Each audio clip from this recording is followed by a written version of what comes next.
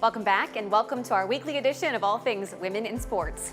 We begin this week with some huge WNBA news. The NBA franchise, Houston Rockets, are buying the W's Connecticut Sun and relocating them to Texas.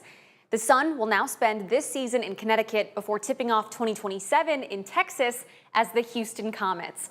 And this is a comeback. The Houston Comets were one of the original WNBA teams when the league first began, and they even won the first 4 WNBA championships. Then in 2009, the team suspended operations. Now the Sun has sold for a record $300 million, and this ends the team's 23-year run in New England. All that's left now is for the W's Board of Governors to approve the sale and the move. In other WNBA moves, we have 2 new teams starting this year, the Portland Fire and the Toronto Tempo, and their expansion drafts are this Friday. The other 13 teams in the league can protect up to 5 players each, although those lists will most likely not be made public. The draft will air live at 2:30 p.m. Central Time this Friday on ESPN. And then coming up on Monday, April 13th, the WNBA will hold its annual college draft. This is just 8 days after the NCAA champion is crowned, and just before the WNBA preseason play begins on April 25th. The Dallas Wings have the #1 overall pick for the 2nd straight year, and they are expected to choose UConn star Azzi Fudd from UConn. The draft will air at 6 p.m. Central Time on ESPN on Monday, April 13th. But first, we have to get through the NCAA tournament. For just the 2nd time in the women's tournament history, all Final Four teams are 1 seeds.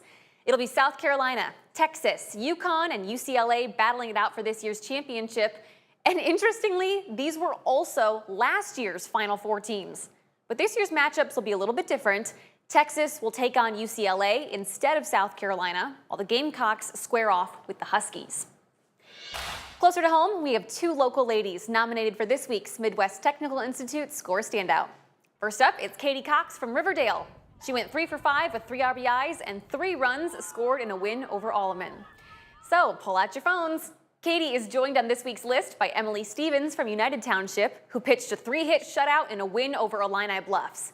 And if you have your phone handy, scan this QR code and it'll take you directly to the page where you can vote for any of this week's nominees. You can also always find this on our website, WQAD.com. You have until tomorrow at noon to cast your vote, and each week's winner is featured on Off the Cuff. And finally tonight, it was a record-breaking debut for one of the NWSL's newest teams. This weekend, more than 63,000 fans turned out to watch the Denver Summit in their first ever home game. And that absolutely shatters the previous record of 40,000 fans set by Bay FC last season.